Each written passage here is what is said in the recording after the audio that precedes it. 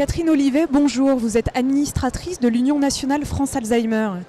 Si vous aviez 3 conseils à donner à des familles dont un proche est malade, quels seraient-ils ?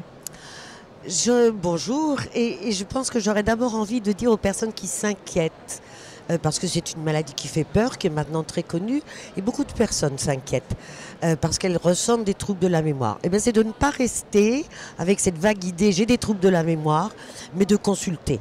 Il y a des lieux destinés à faire des bilans, et ça va permettre déjà de faire le point entre des choses qui ne sont pas graves du tout et des choses qui éventuellement pourraient être plus graves.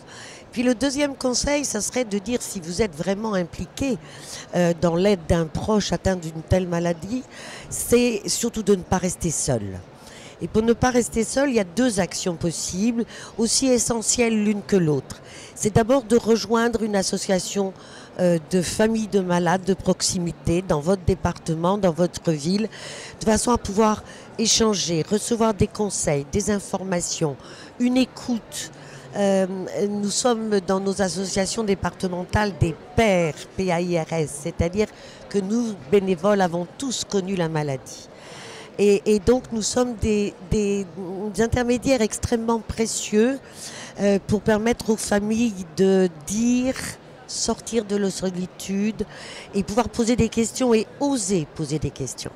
Puis le troisième conseil, c'est appuyez-vous sur des professionnels.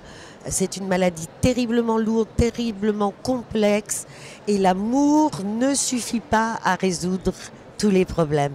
Donc il faut se mettre en lien avec des professionnels du soin, des professionnels de l'aide à domicile qui vont pouvoir être avec vous dans ce chemin qui dure quand même de nombreuses années. Vous dites ne pas rester isolé. Qu'est-ce que France Alzheimer apporte aux familles de malades ?